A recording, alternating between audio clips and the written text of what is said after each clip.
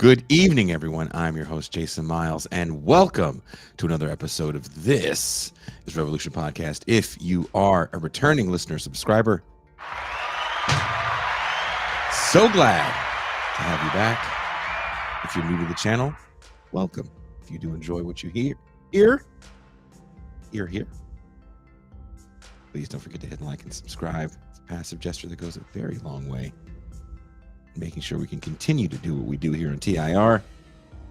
Without any further ado, let me bring in my homie, my dog. He is the man of the Mau Mau Hour. He is the Pascal Robert. Heyo.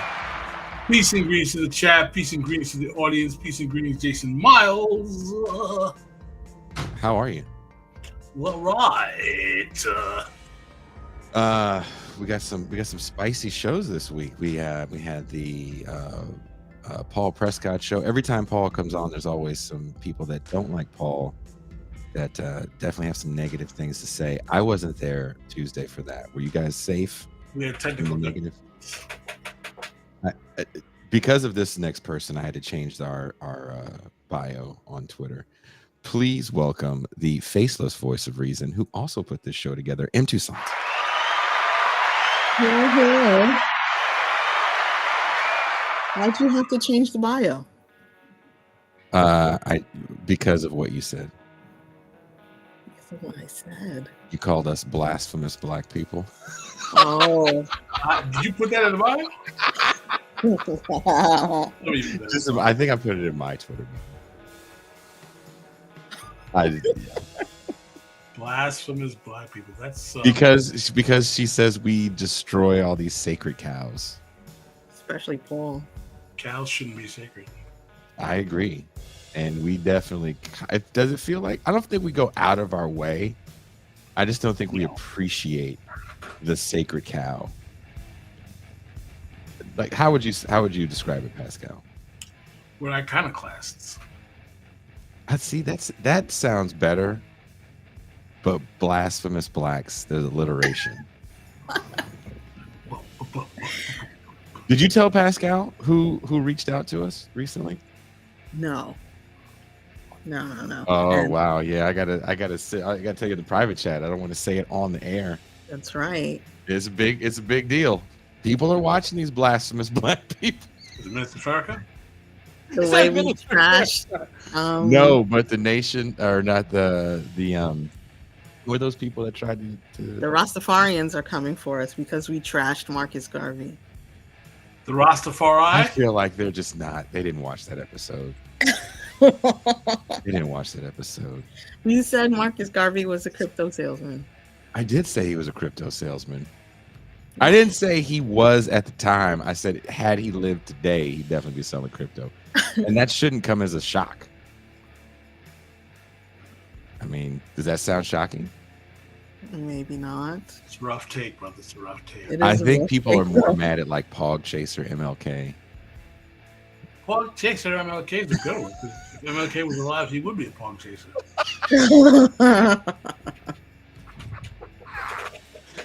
Well, at least you people know it's not just me doing it. You know it's a group effort to say all these things. What else have we done, Toussaint, that people got mad at? Well, I don't know. Every time Paul comes on, people are like inflamed. More so than Teray, which is funny. Yeah. It's another light-skinned guy that I don't like. You know, if you're light-skinned and you come on this show, there's a good chance that people hate you. I don't know about all of that. I do. Cedric Johnson doesn't get a lot of love. Teray, Paul, who else is like that? They crushed the iconic ideas of black politics. Well, Pascal's not going to bring his mom on TIR now. Damn. Mama's not that light. I bet you never say anybody else in your family is light skinned around this dark ass woman.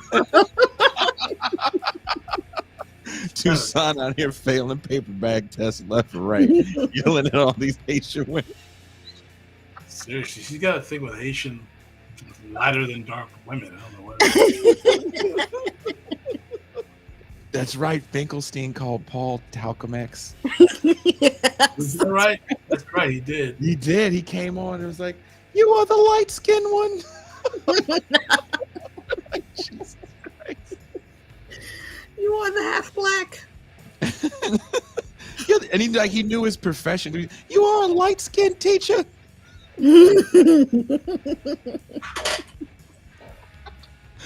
Norman Finkelstein, a man that does all of his racist homework. Well, like Your mom be passing Pascal? No, it's not badass. She be getting special treatment. No. She get all the cabs in Miami.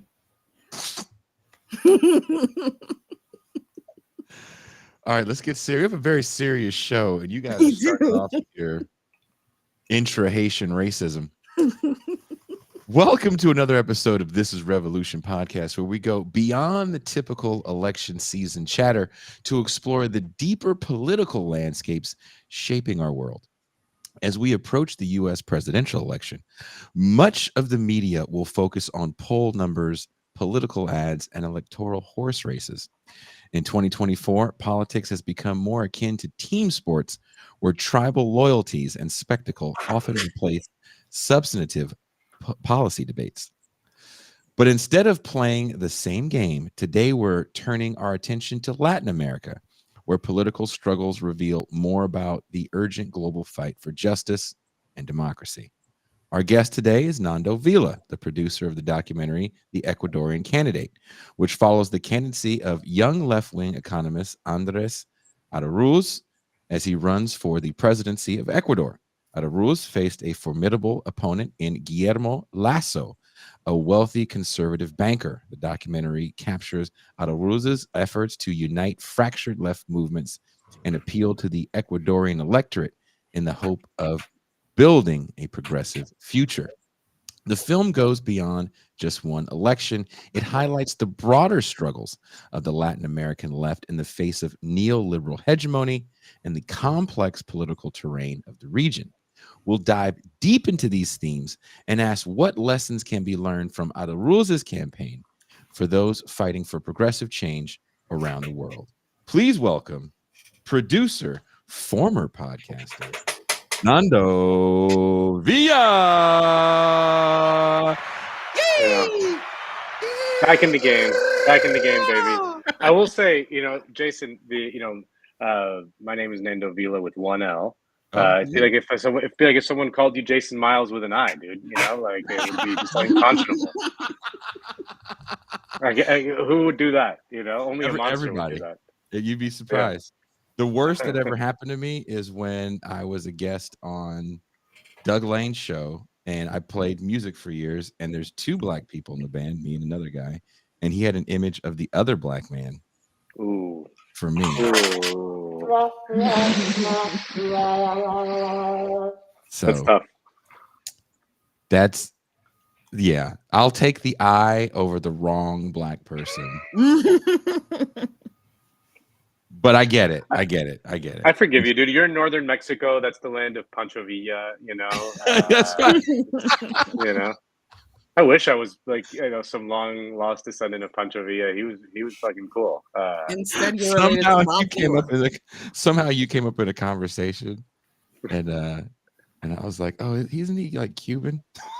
Don't you insult me like that, please. Come on. Those people talk like they have marbles in their mouths. Nah, I'm just kidding. Much love to all my Cuban brothers and sisters. I grew up in Miami, so I know. No, Nando's not Cuban. I'm just being racist. Yes, you are. The Ecuadorian candidate. In the Ecuadorian candidate, we see Araúz attempt to unite various left factions. Actually, before I even ask that question, I do want to ask you, what tempted you guys to even want to do a documentary about a candidate, a left-leaning candidate out of a country most people in the U.S. don't talk about, especially Latin America? Yeah. So when this came about, because Bhaskar Sunkara, founder and president of Jacobin, he always has all kinds of contacts all over the left all over the world, right? Like he's constantly talking to left-wing leaders and wherever they may be, and it's one of the great things about Jacobin and about Bhaskar. And he was pretty tight with a lot of the people on the left in Ecuador, especially a guy named Guillaume Long, who is a very kind of smart and cool left-wing politician in Ecuador. And the opportunity arose to basically embed with the campaign of Andrés Arauz, who had won a kind of stunning victory in the first round of the elections and was the heavy favorite to win the general election. And we thought, how cool would it be to get in on the ground, be inside the campaign, and see, hopefully, what a real left-wing political victory can look like from the inside.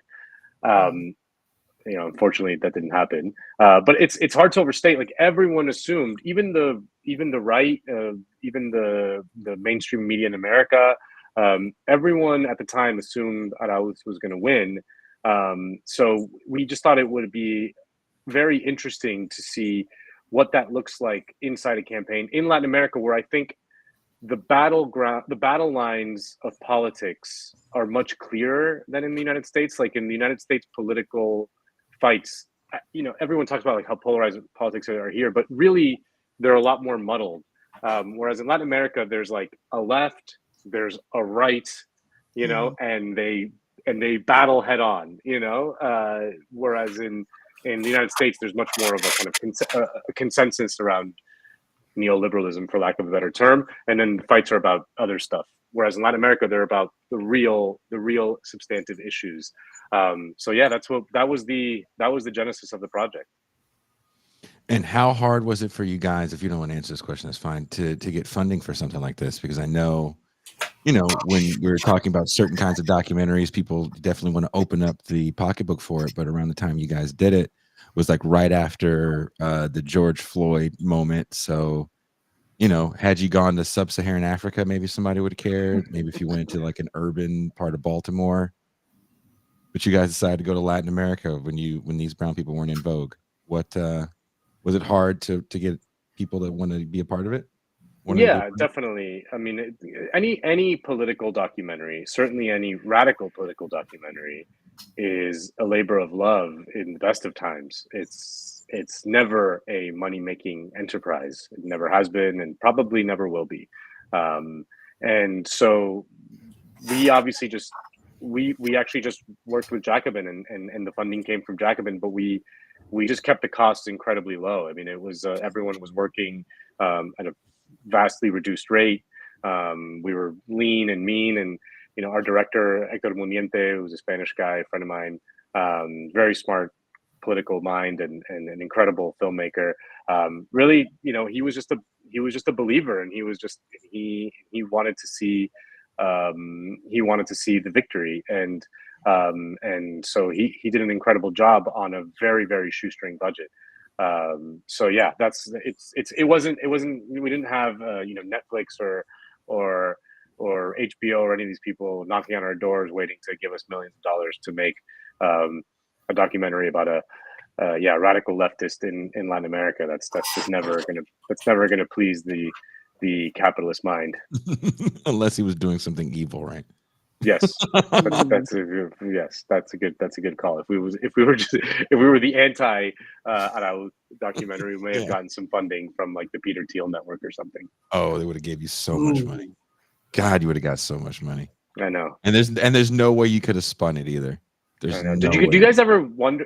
Do you guys ever think about just flipping on the other side and turning on the money spigot? It would be a funny. I've always thought a funny documentary would be to do like a kind of reverse James O'Keefe. Like if you, Jason, decided like you're going to become a fake conservative and just started getting all the money and going on Fox News and all that stuff and just doing that for a year, documenting it all from the inside. That's a good pitch. Oof, no. Then you can come back. The closest I ever, I can't. Oh, I couldn't do it because I couldn't wear the mask that long. at some point I'd be like, as Pascal says, you guys are on some Chuckleberry bullshit. This, there's so. The other day I was at a bar here in Mexico and there was a cat and we were talking and he had been in Costa Rica. And he was telling me that Costa Rica was communist. And I was like, no, it's not. He goes, well, yes, it is. I was like, no, it's not. He goes, well, it's Latin America. It's like, yeah, there's no communist nations there from my understanding. And he was like, come on, man. The healthcare. What about it? Yeah. They don't even have an army. Yeah, that didn't matter. They're just, So to be in that world like hardcore like that, we have to go on Fox News and then say horrible shit about black people all the time. Oof. Oof.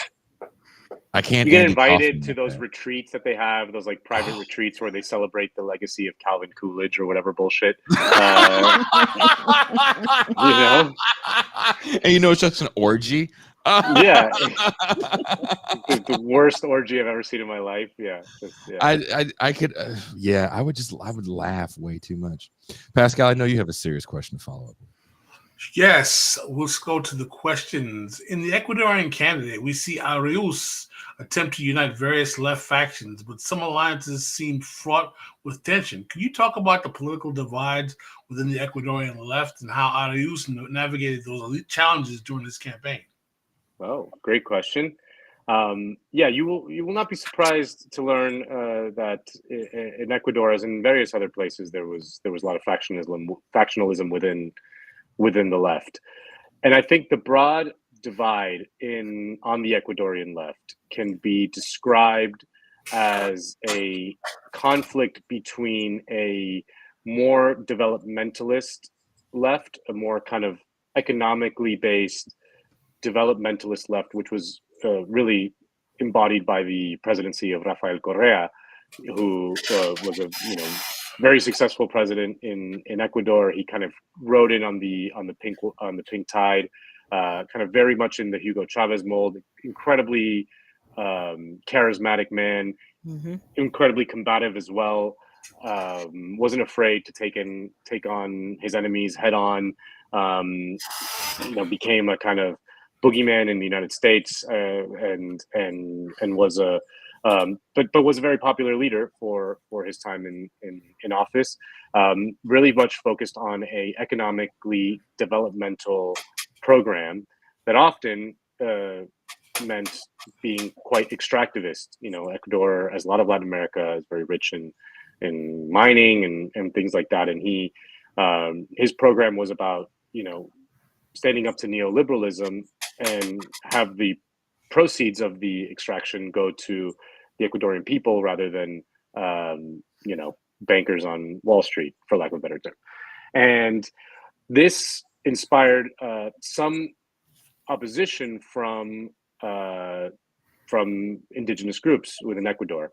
And one of the leaders of the indigenous opposition was a man named Jacobin, who ran a challenging left-wing program around the indigenous organization called CONAI, and was an opponent of Arauz in the first round of the elections. And I don't want to oversimplify it in that it was just indigenous people versus non-indigenous people, because plenty of indigenous people voted for Arauz and supported Arauz. But there was a significant enough opposition that there's no other way to say it, that they functioned as kind of wreckers and allowed the right wing to win the general election. I mean, that's just the only way to say it. And Jacobin is I would say his left wing bona fides are suspect, especially in the context of Latin America. I mean, he supported the coup against Evo Morales in Bolivia. I remind people, Evo Morales was the first indigenous leader ever elected in Latin America, and was basically removed from power in a legislative coup, which Jacobin has supported. And Jacobin has also supported the coup against Dilma Rousseff in Brazil. So it's not did not see himself as part of a broader Latin American left. And yeah, so it was, I think, probably the major reason why Andrés Arauz lost in the general election. Now, you were there for a little bit of the filming as well? No, I didn't go on the ground. I was remote, and we sent the filmmaker Hector, and he was sending back footage from the ground. And then we worked together on the post production and the editing, which is really where, where documentaries are really come together is in the editing. And he got tons of footage from the indigenous side of things. Mm-hmm. But you've spent time, or have you spent time in certain Yes. parts of America? Yes, of course. And Ecuador and yeah. Is there racism towards the indigenous in Ecuador? Of course, yes, certainly. Does that play into their kind of skepticism on wanting to work with even a left-wing party? It's definitely part of it. It obviously pales in comparison with the racism that comes from the white elite, the sort of white right-wing elite and business leaders of Ecuador, as is in the rest of Latin America. I mean, the dynamic in Ecuador is not dissimilar to other countries in Latin America, in which there is a kind of white elite that own everything.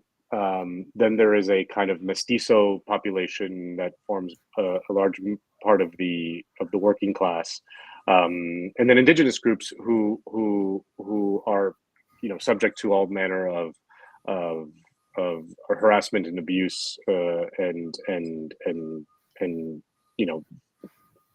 especially on their tribal lands and all that stuff. And Ecuador is famously where Steven Donziger won the case against Chevron for just a comical polluting of of tribal land. So that dynamic is definitely there.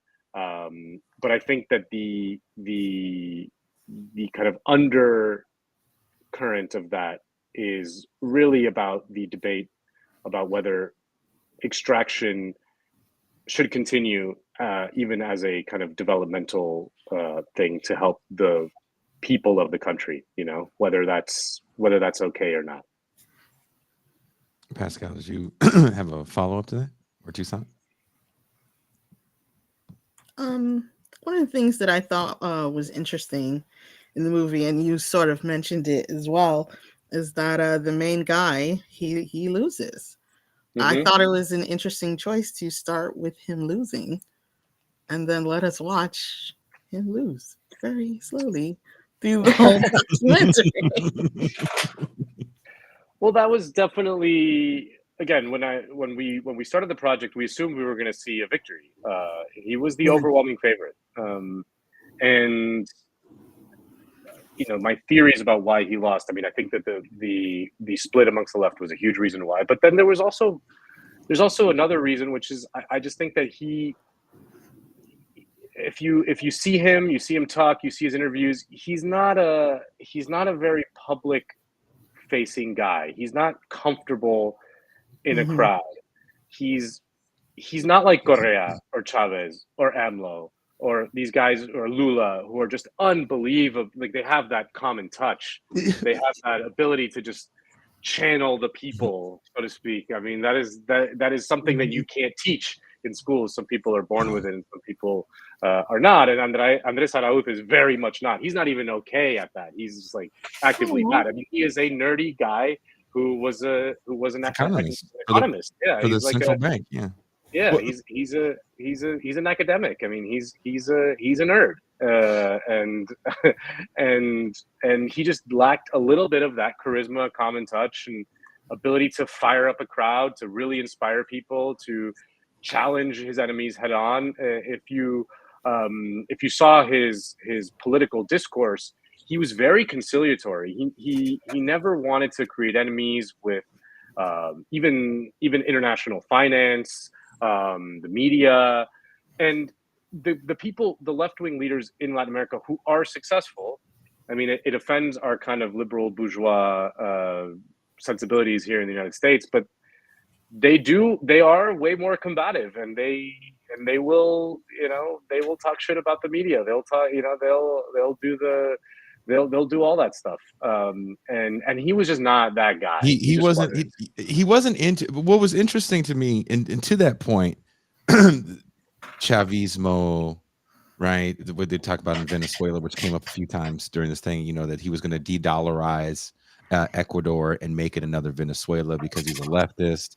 And then the person he was running against, Guillermo Lasso, had this kind of tactical thing to use against him in debates that worked so perfectly because of what you're talking about, that he wouldn't really combat the almost comical way this dude was going to attack him, which was, we're just going to call you a liar, and we're going to do it in a rhythmic pattern where it's going to be comical.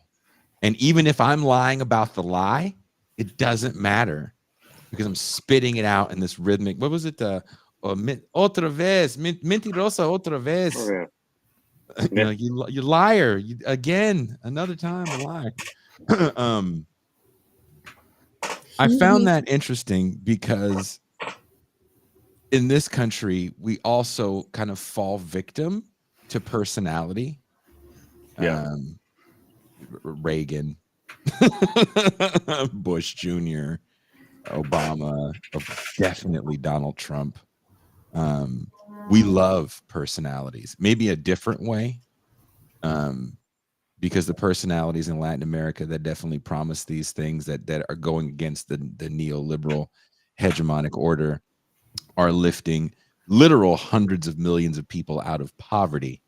In that moment that they talk about in the movie, like 2000 to 2015, during this quote unquote pink wave that I remember you brought up when we did the live thing in LA, that it was just a pink wave because it wasn't a full red tide that those people would have liked. This is just what you get with a little bit of social democratic reforms.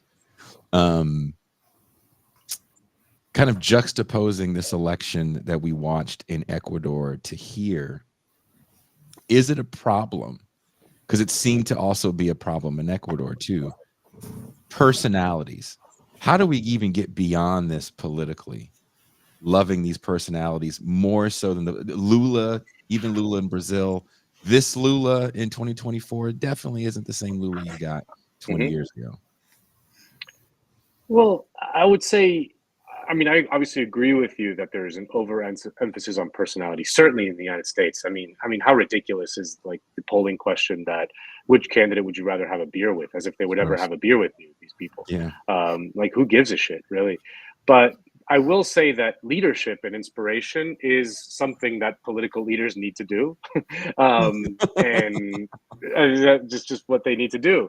And I think when you look at someone like AMLO and his success, and in a country where, if you would have told me that, if you would have just like described AMLO's 6-year term in Mexico, even 10 years ago, I would have been like, you're insane.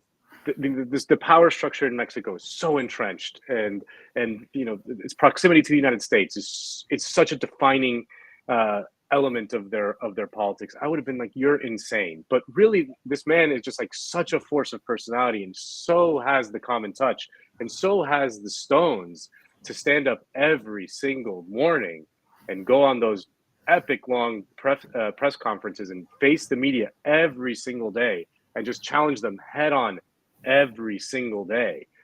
I think that is a huge part of his success, and it just, he's a leader. He is, and people are inspired by him, and they see that he's fighting for them. You kind of have to do that if you want to be a political leader. You have to show everyone that you're fighting on their behalf, and a lot of that involves showmanship. And so, if we were more enlightened and could just like have a political leader that just wrote out the best policies and implemented them, and that was it, that would be one thing. But politics is a kind of constant fight, which is why I think political leadership actually matters. And when you're looking at potential candidates on who's going to replace anyone, this, that, or the other, that ability to channel common frustrations, to understand people, to be able to message correctly and effectively and consistently is invaluable. I mean, I don't know. I mean, Bernie Sanders' ability to stay consistently on message. It became kind of a meme, but I think it was a huge part of his success. To just be constantly standing up there, delivering the message over and over again. I think it's important. So, yeah, I mean, when it's a shame that that's kind of how it is, and certainly the political personality issues that we see in the United States are laughable and ludicrous. But it is true that politicians need to have an ability to have some charisma and show the common touch. But what happens when your personality becomes bigger than even your politics, and it becomes just kind of a cult of personality, i.e., Chavismo? Where else can we point to this? I don't. Castro, walking around here, AMLO is not the beloved figure he is on the internet in the States. No, I mean, obviously, I mean, just like look at his approval rating though in Mexico. I mean, it's overwhelming. Yeah. I mean, I haven't been to Mexico City in a few years, and yeah, I mean, it's very stratified by class as well. In Mexico, yes. I mean, there's no one in even, and I wouldn't even call the elite. Like I'm talking about like even the creative class, the PMC as they like to call them in the United States. Like they all 100% of them hate him. But you look at his approval ratings overall, and he's leaving office after 6 years with over 70% approval rating, unheard of in any democracy. So it's someone likes him, and what do they win? 26 out of 32 governorships in they swept. You know, it's an interesting coalition government that has been strange to watch. You know, with my U.S. eyes, so many left parties working together to make sure they have some political power. You want to take this lesson and over the imaginary line that is the U.S. border, but once I get into a coffee shop and there's like an anarchist there and you want to just there, it's like, all right, man, I'm out. Can't wait to dunk on him. I gotta dunk on him. Like, oh, he's a fucking trot. What a fucking loser. Fucking loser. Yeah, say it again for the people in the back. Like to see. I believe it's like the Communist Workers Party, the Communist Party, the Green Party are all like the Morena coalition or part of the Morena coalition. So you don't have this issue that happened in Ecuador, right? Where a fraction of the left party, that's a decent sized part of the electorate, decides to split the vote. Like that's not going to be an issue. That's an interesting thing to see. Wow, outed, dude. You're outed. I wrote a book. Did you read? You read Homage to Catalonia, and you're like, when you're 15, read a goddamn thing. I heard a fucking punk rock song that said "fuck the world." Hell yeah. How do you feel about that, Pascal and Toussaint, about cults of personality in Latin and Caribbean parts of the world? Point a finger, point it back. What about the United States? Look at Donald Trump, for Christ's sake. I mean, come on, man. But would you agree that it's different in even Haiti? It's different, but the thing is, though, what I'm saying is that it's different because cultures are different in the way they coalesce around politics. But the phenomenon exists in the U.S., it exists in the West, it exists in Russia, it exists in other parts of the world. I mean, autocratic leaders have charisma often. This is not uncommon. So, I mean, we have a whole, Chavezismo is one thing. He's from the left. But the thing is, though, this is not uncommon anywhere in the world. It's not simply a phenomenon you see in Latin, South America, and the global South. We have in the United States. I mean, it's typified with Donald Trump. I mean, this is a guy who's a 34-time felon who has a good shot at becoming president again. I mean, come on, man. But he's one of the few people with his brand that has been able to use branding really well. Like, I've never heard anybody called a Putinite. I mean, I haven't spent that much time in Russia, but you got to admit, it does feel a little different. Putin, my buddy, Is the it cult of Putinite? personality. My buddy went to. This is before the war in Ukraine. My buddy went to Russia on a job. He's like he was shooting a commercial. I don't know, it's weird. It was a weird thing, but he went to Russia on a job and came back with a T-shirt that just had Putin riding the bear, and then in Russian it said, "They'll never get us." And I remember thinking like, that's such a like perfect slogan for Putin. They'll never get us, and that's such the source of his appeal, I'm sure, amongst Russian people. It's like, they'll never get us. He also rides horseback topless. Yeah. So says the memes. No, that's part of his appeal. Some people in Russia really like it. Some of the ladies are like, that's a real man right there. In the Caribbean, we have more notable personalities to form cults around, someone says. Who do they mean?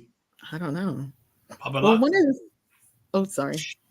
One of the things I found interesting in the movie was our title character even says himself that he would have made a better president than he makes as a candidate.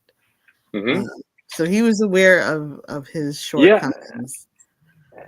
And I remember that, to me, that was one of the defining lines of the movie. And I remember thinking, like, you're wrong.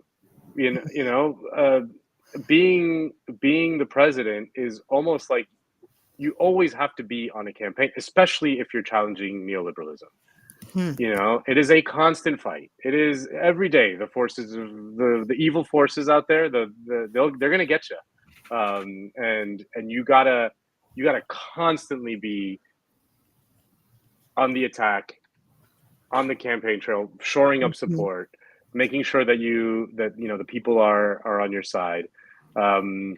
It's not just about writing policy proposals. I'm sorry, it's just not. It's being a political leader is constantly navigating competing interests, interest groups, making sure that people get along, making sure that other political leaders are satisfied and can shore up your support.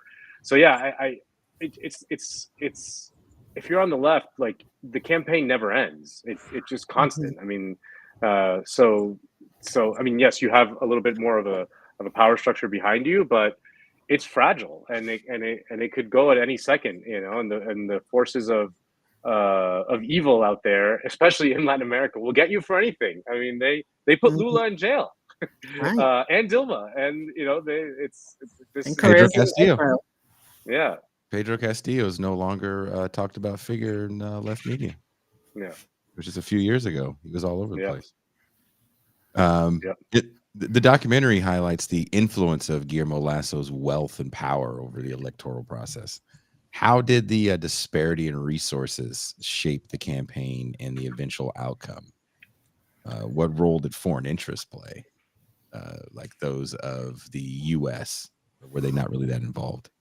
No, they're always involved in some way, shape, or form. I mean, and the foreign influence really was significant in the election, especially through the Organization of American States and through the, at the time, right-wing Colombian government.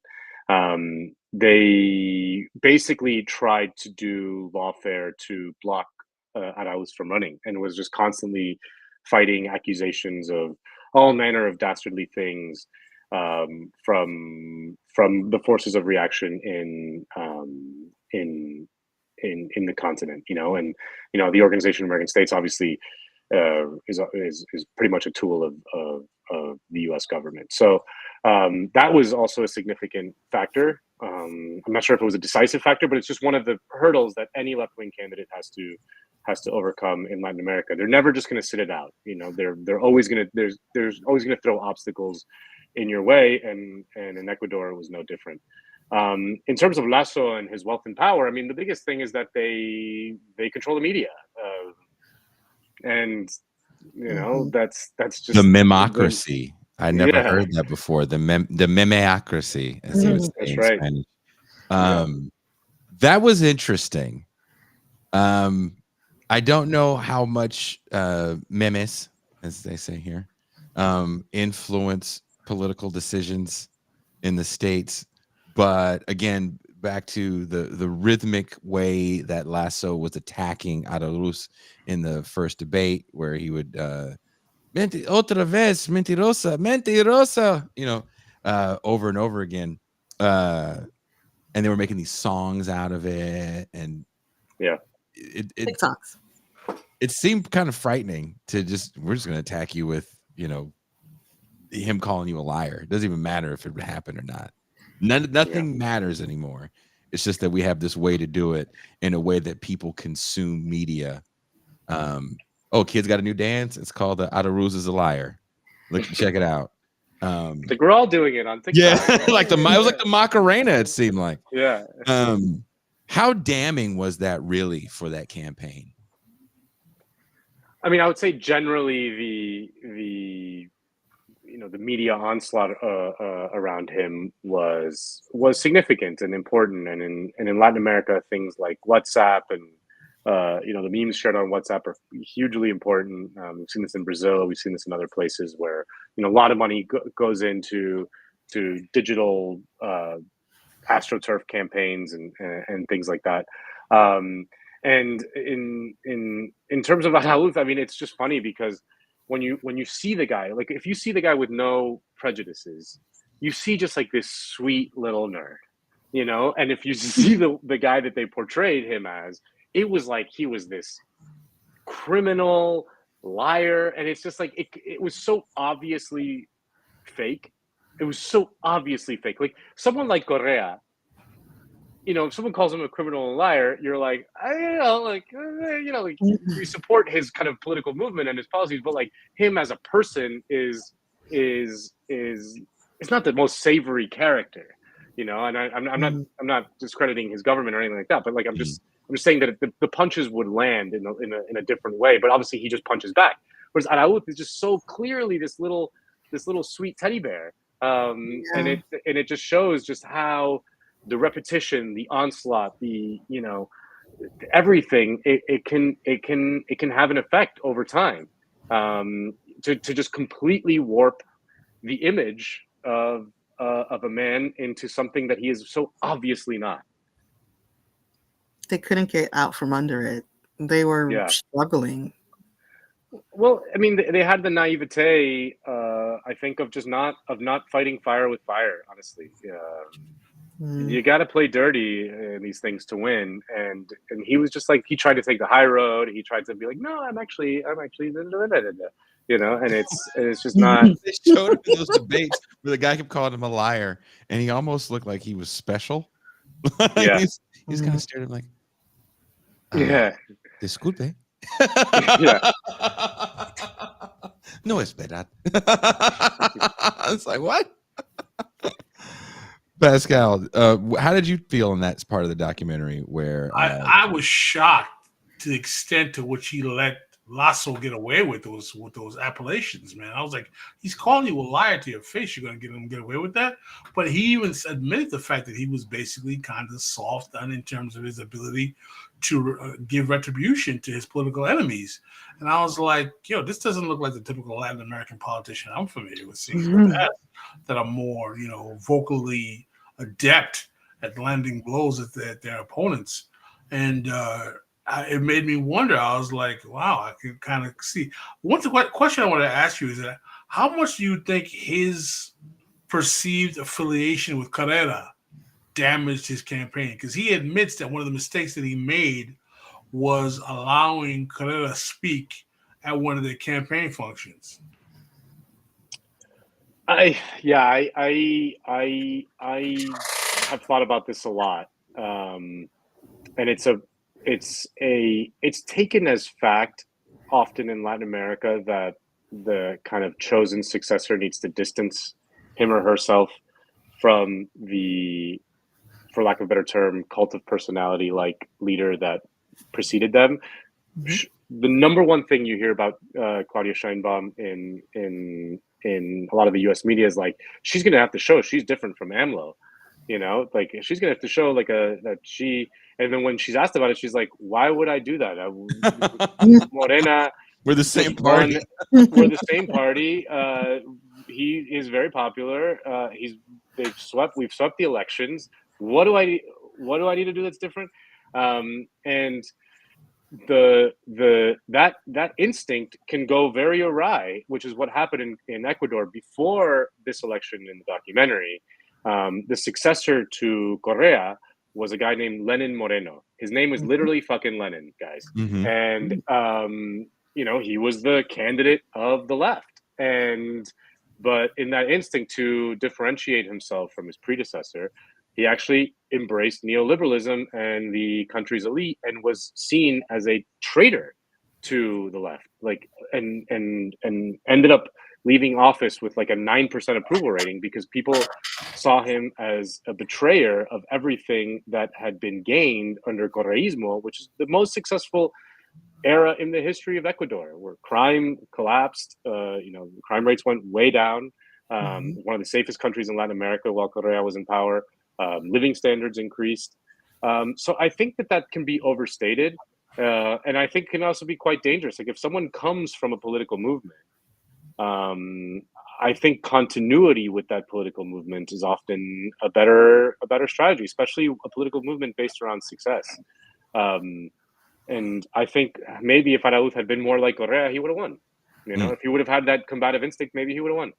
Which is interesting too, because this is a region of the world where like we don't have it's Revolution Day here. It's like shit's serious. You appreciate the revolutionary spirit and fighting for the common man. And it's hard to feel that someone's fighting for your best interest when they're getting kind of bitched around all over national television, with a bit of a kind of Forrest Gump-esque smile. Yeah. I'm like a pretty doctrinaire Marxist, but I have this kind of like I've been developing this like semi-jokey political framework in recent years, which I think that the real spectrum on candidates is, whether they're based or they're cucked, and depending on it doesn't matter whether they're on the right or the left. The more based candidate usually wins, and the more cucked candidate usually loses. This is true. If you go back in recent politics all over the world, I promise you this thing. I think Jacobin Bosca should publish like some academic article validating my theory, but I think you're right. When you see some guy getting bitched around, you're not gonna feel like he's fighting for you. And that's what Arauz was. He just kind of came off as kind of cucked. And whereas someone like AMLO or Lula, like no one would accuse them of being cucked ever. Criticisms, whatever you want, but on that point, they are based. They are based as fuck, and they win. That's kind of what happens, and that's why Trump beat Hillary. That's Trumpism. That's MAGA all day long. It kind of works across the political spectrum. The left and the right. You should just pick whoever the most based guy is or girl, and go with that. Your electoral chances are going to be much better. You're making me worried about the next election, man. That means Trump's going to win. You don't think? If Trump wins this election, then my theory will be completely. I mean, it's ironclad at this point, because Kamala is extremely cucked. Really, I think she does. I think she does black girl shit to Donald Trump that he can't deal with. Yeah, but she's just too attractive for him, so he goes a little crazy with that. But he can't. It's a different. To me, I think she punks him in a way that a lot of people are uncomfortable with. Because a lot of people, just gotta be honest, a lot of people are uncomfortable with a black person. Yes, just sure. punking the shit out of this old white man all the time with an eye roll and a right? And she does a lot of. That's all she really has to do when it comes to Donald Trump. And but that not so much in her. It's not so much in her face-to-face meetings with Trump, which are rare, right? They're going to do one debate maybe, but it's whenever she does an interview and they ask her a mildly difficult question. She just immediately concedes the point, immediately like starts doing the word salad. That shit's cucked, Fair enough. Fair. I can't disagree with that. I think she's a horrible public speaker. Yeah. She's a worse interviewer than public speaker. She's a bad, yes. It's horrible. She's a great talk show guest. Did you see her on Jimmy Fallon? I mean, not Jimmy Fallon, Stephen Colbert. Oh my God, man, she was terrible. Oh, here's my Miller High Life, the champagne of beers. I mean, just like the slop that they throw the piggies. It's like, you piggies like the fucking, like, it's just like, it's so disgusting to me. I mean, they treat us like children, and honestly, maybe we deserve it. It's like, oh, look at you fucking idiots. You think Kamala ever opens a do you think Kamala ever opens a Miller High Life? Like, This is the kind of thing, this is the, like, part of the based versus cuck thing is that people in the political media focus too much on fact checking, on whether they tell verifiable lies, right? Mm-hmm. And I remember in the Trump versus Hillary campaign, there was all this like lie counters. I was like, when that stuff came, I was like, oh, well, Trump has lied 457 times in the last day, and Hillary has only lied 161. So obviously she's more truthful. And it's like, there's a central truth to Trump, and there's a central lie to Hillary. You know what I mean? Like, she was not being herself, and Trump is himself. Like, he is pure id. So even if he kind of lies about something, he is not lying to himself. And that is the most important thing. And so when someone like Hillary or Kamala says, like, I'm going to put working families first or whatever bullshit, you can't put that in through a lie detector fact checking thing on CNN. But everyone knows it's a fucking lie, And when Kamala says, like, well, I enjoy a fine glass of Miller High Life, the champagne of beers, they call it. Like, everyone knows that there's a fucking central lie to that, and it comes off so pathetically to anyone who's not just completely in the tank for the Democratic Party. So again, I'm telling you, I'm developing this political theory slowly but surely. I'm pretty sure it's kind of ironclad in 2024. I like it. Cuck versus based.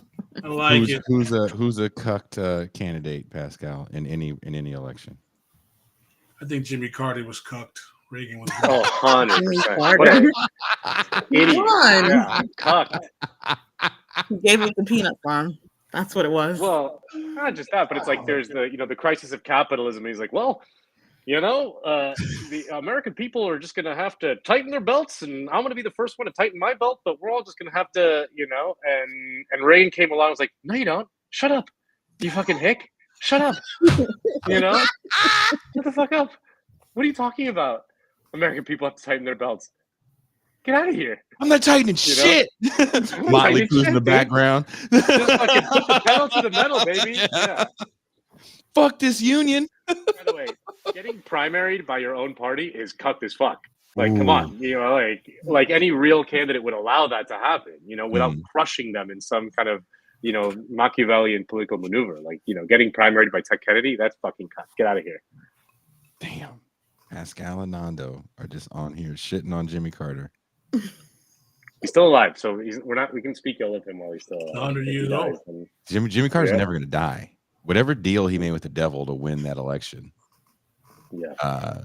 Jesus. He's going to vote for Kamala. Then he'll die. He knows what's going on? I love that was a news event. I was talking to my girlfriend this morning about, like, I love that the news has been following whether Jimmy Carter is going to live long enough to vote for fucking Kamala, and they wheel him out, and he looks like the fucking Tales from the Crypt guy, and he's like, put my ballot in the mailbox, and it's like the news is covering this like piggies. We're just piggies, children, that this is newsworthy. My God, it was very, very bleak to me. Says he's the real father of neoliberalism. He is. He is. What would you say? Volcker, he had Paul Volcker in there, fucking shooting up interest rates to 13% or whatever it was. Yeah, real cuck, that man.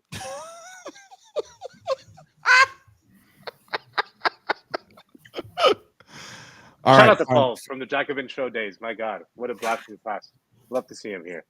Yeah, Paul comes on the show a lot. Hell yeah. He doesn't mind us.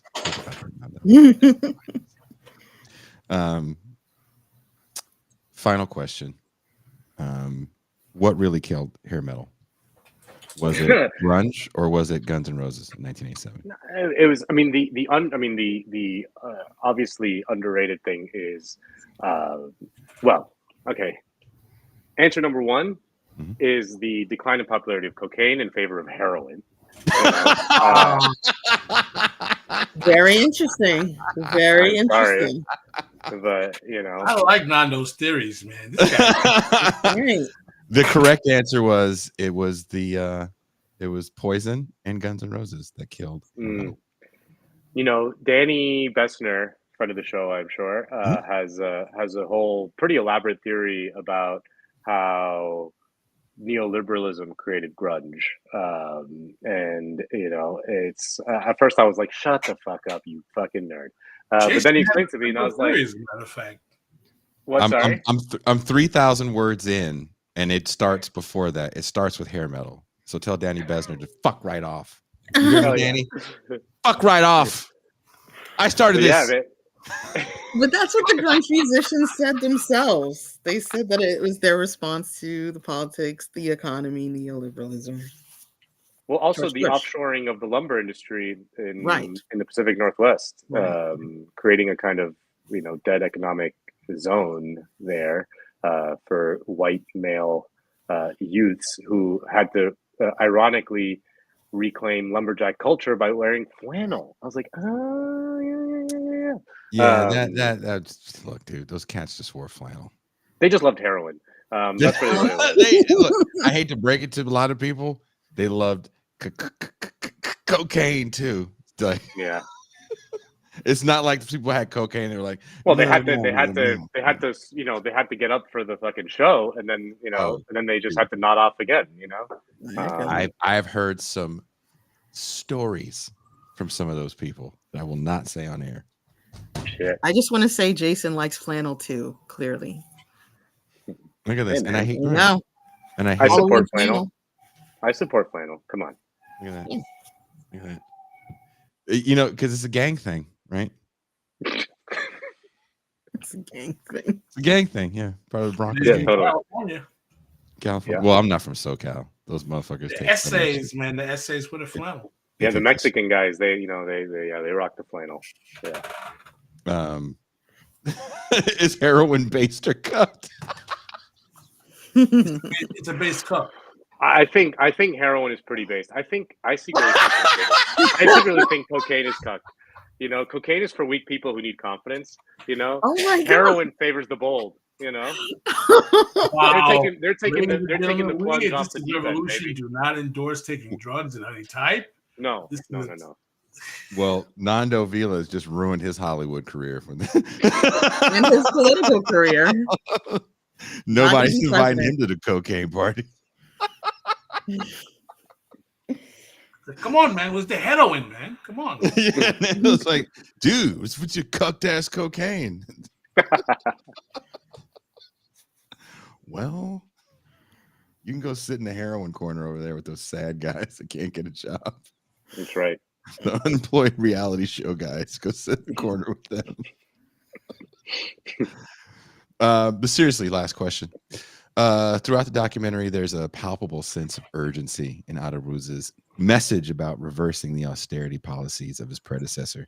Can you elaborate on the specific economic issues facing Ecuador at that time and how the Adaruz platform it was trying to address them? Yeah, so largely speaking, that the documentary was the election in the documentary was shot on the heels of COVID.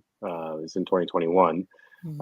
So, like many poorer countries, Ecuador was absolutely racked by COVID, and thousands of people died, and many of them probably suffered as a result of his predecessor's austerity policies and cuts on the healthcare sector and things like that. And so, anti-austerity for healthcare was a major issue. But also in an ironic sense, or maybe not, but the right-wing policies of Ecuador over the last 6 or 7 years have really depleted state capacity combating violence. And violence in Ecuador has absolutely surged. We were joking on air before of the video that went viral of a drug gang taking over a radio station live on air, like the movie Airheads. Which people in the chat may or may not remember. Classic. Brendan Fraser. And drug violence in Ecuador has skyrocketed in recent years. A lot of that is due to a collapse in state capacity as a result of austerity. There's other factors as well.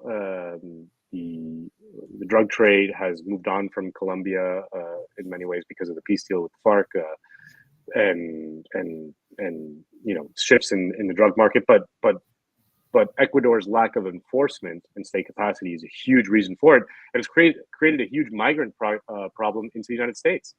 I think asylum seekers, Ecuadorian asylum seekers into the U.S. has quadrupled, or I forgot what the latest figures were, but it's exploded in recent years. So those are kind of the main issues, just general kind of living standards, healthcare infrastructure, and security, which is always a huge issue in Latin America. Well, the documentary is out. It's on Tubi now for free. It's called The Ecuadorian Candidate. All of us here have watched it. I thoroughly enjoyed it. I actually watched it twice. I was kind of I felt like at the end it wasn't sad. As much as it felt hopeful. I felt really hopeful at the end for some reason. I was Maybe pissed. it's just me. You were really? I was really angry when I saw what happened with Lasso's administration. He doesn't even serve out his full term. No. He's in the Pandora Papers. Yeah. He was a blowhard.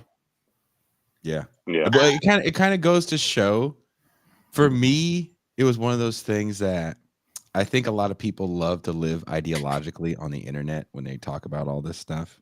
And here you have something play out in your ideological fantasy. Well, here's a guy that does all the things that you say you would do, right? He doesn't fight back verbally. He takes a higher road. He's hyper intelligent. He's got all the great policy positions. There seems like a moment where he's kind of united his party and the indigenous people, but there were some major failings in the campaign. And what were those failings? And how did he feel about it at the end of the day? What was it about him, or was it about the people? It's always been both. Yeah. So for me, that's what I got from it. So I don't know. That's the kind of stuff that makes me somewhat hopeful. Well, I'm glad you guys liked it.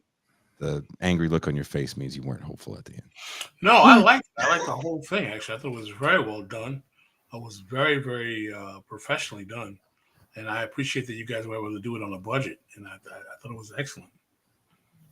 Thank you. Really appreciate it. Paul Prescott says he's going to watch after he watches Sloppy Seconds, a Tubi classic. Oh yeah. I don't know Tubi. what that is. Tubi, because if it's not Tubi, it's not Tubi. It's Tubi or not Tubi. I would love to get a Tubi deal. Are you producing anything else now? Yeah, producing all kinds of things. Are you allowed to talk about it? Yeah. Well, I produce a show for HBO Max called Ugly. It's kind of like an entourage for Mexican trap artists. Is it really? Are you being serious? I'm being dead serious. It's called Ugly on HBO Max. Check it out. Love it. Ugly with a V, VGLY. Is it in Spanish? It's in Spanish. Yeah, but there's subtitles if you want to throw it on. Oh no, that just means I could watch it here without having to use a VPN. There you go. Yeah, it's on HBO in Mexico. Oh, that's dope. Do they film here? Yes, Mexico City. Oh, they film down south. Okay. Yeah. Someone asked if they're porn on Tubi. Not really, but you can watch a 90s movie that has a lot of tits. That's right. We used to be a country, I mean, I love a Shannon Tweed film. Pascal, do you love a Shannon Tweed film? Not familiar. Really? You want me to show you some images? No. Wow. Are you sure? Yep. I'd think you would to see some images. Nope. It's Gene Simmons' old lady. Not familiar. Really? So I was the only one watching Cinemax between the years of 88 to 94? Some of us went through puberty on Cinemax. Come on. So this is Tubi is just softcore porn. Yeah, everybody remembers Shannon Tweed. If you see any movie with Shannon Tweed in it, it's going to be a good film. Just know that. Hell yeah. She's a great actress. Toussaint's not a fan. So what else are you working on? You're still doing Woke Bros. I took a little bit of a leave from Woke Bros. Just no problem or anything like that. It was all friendly, and we're still friends, and we hang out all the time. But I just couldn't keep up with the weekly pace of the take cycle while also doing my day job. And so I felt like I was constantly like having to reschedule, and so I was like, listen, dude, just go with God and do it on your own for a while, and if anything, I'll come back. So yeah. Right. You said the take cycle. Take cycle, baby. That's an interesting way to put it. The take cycle. Yeah. Andy Williams says he loved Tia Carrera. Yeah. If she were a president, she'd be Abraham Lincoln. That's the line in the end world. That's Tia Carrera. Jesus. So we're about to sign off. Tuesday, I will be in Los Angeles, California. I'll be Northern Hollywood in Los Angeles at Ben Burgess's book launch party for his latest book for Everyday Analysis, 4 essays on Palestine. And there should be, have you put a link up for tickets, Toussaint? I'll be there too. In the description? You know? Did I put it in there? Shit. I might not have. Oh, Nando, you're going to be there? I'll be there. Oh, see? So you can ask Nando questions about this. And here, Pascal, here's some pictures of Shannon Tweed for you so you can see what she looks like. Bam. Shannon Tweed. Oh, too small. You said too strong? Too small. Too small. Oh, too small. That's hopefully what she never says. Is this here's a movie poster for you. Was that too small too? Oh, she's endowed. Here's her and Gene Simmons. Okay. See, now you know Shannon Tweed. No, not really. Look, this is her with 2 big ass guns. What? Well, there you go. Bam. Interesting. No? Toussaint, you know Shannon Tweed, right? Someone in the chat is asking, will Shannon be there? She does not look the same. I ran into Shannon Tweed some years ago at Outside Lands. She had a lot of face work she didn't need. I don't know. It's a cycle of life. Hollywood. Yeah. It's not Hollywood. Calm down, guys. It's NoHo. Well, thank you guys for hanging out. Again, there's links in the description to the documentary, The Ecuadorian Candidate. Check out Nando's new show on HBO. What's it called again, Nando? Ugly. And it's a Mexican show. Yeah. No, it's a Mexican entourage, you said. Yeah, Mexican entourage. Kind of a little younger, like they're kind of like in their early 20s, in their late teens, early 20s. They're like young street kids who want to become rap stars, and so they're like hustling, and they're it's cool. And that music is popular in Mexico City? Big time, dude. Oh yeah. Really? Yeah. Yeah, like they call them like corridos tumbados and shit like that. Like it's kind of like a mixture of like some Mexican regional music type thing, reggaeton, rap. It's like a whole thing. Yeah. Us like guitar guys, we don't like that shit. I mean, it's not like my personal thing. But the kids love it. I could deal with a lot. I like a lot of rap, but I just reggaeton. It's too much. It's too. Reggaeton's tough. I agree with you. I remember because I grew up in Miami. And when reggaeton broke in like the early 2000s, I was like, man, this is going to be a 1-year fad. It was such an obvious fad to me. And then it was like 20 years later, it's the same song. The same song. And Toussaint has to hear it over and over again living in New York. She likes reggaeton. I think she has to now. I like the original. We used to call it spreggae. It was Spanish reggae. Wow. And it was out in the 80s. It comes from Panama. It does. Wow, you know your reggaeton history. That's some deep shit. That's some deep knowledge right there. There you go. Some deep You know reggaeton. stuff. Well, that's because all those Latin people are always popping the fire hydrants over by her. Popping the fire hydrant, dancing all in the street. They want to live in America. It's racism. I don't know what to tell you. It's racism. Do they have Edgar haircuts on this show? Do you know what an Edgar is? No. Word? You don't know what an Edgar is? I don't. Oh, we'll have to. When we go to LA, we'll just point them out. Well, just know, you know what we should do at the Ben Burgess live show? We should just, I'll just sit down in a chair and you hire a barber to give me the Edgar sight unseen. I can't, even as a joke. You can't even, too much? If we gave Ben Burgess an Edgar, it might. Oh, be please, let's give funny. Ben Burgess an Edgar. That's a good idea. Now we're cooking with gas. Yeah. His family would disown him. Can you imagine an Edgar on Ben? Hold on, we got to show Nando an Edgar real quick. We got to do this. This wouldn't be right. Hold on. Edgar. An Edgar. Dude, what Edgar haircut, right? Wait, okay, so Nando, here it is. Can you see this? Not yet. This is the Edgar. I know you know this guy. Oh, yeah. No, they definitely have it. Yeah. Oh, yeah. Right. They definitely got it. There's like 3 characters who have it. Yeah. Yeah, and this is certain mentality that goes with the Edgar as well. Yeah. If can Haitians have an Edgar cut, Toussaint and Pascal? You don't have the hair for it, man. They might. It doesn't have the same effect. It doesn't have the same effect, you know. This is a fade.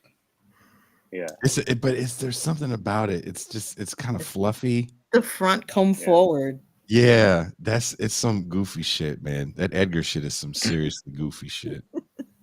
And once I see a kid with the Edgar cut, I just go the other way. I'm like, oh, I'm not trying to deal with this fucking guy. Yeah, there's some funny stereotypes that go with it. But thank you, Nando. Thank you guys for watching. Thank you. We will be back Saturday morning to talk about Sean Puffy Combs with the Champagne Sharks. So that should be fun. Right, Toussaint? Nice. Mm-hmm. Good times. On that note, we are Out.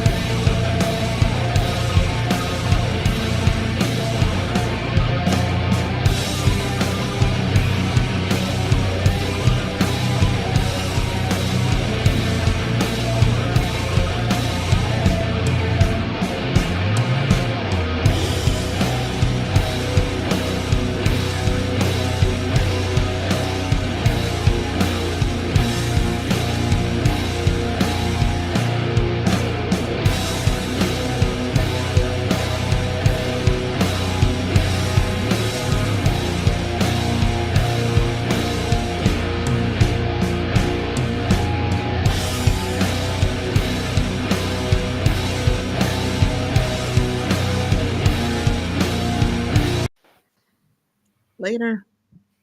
All right, I'm out. I'm sorry about the sound issues earlier. No problem. Had no idea. All right. Have a good night.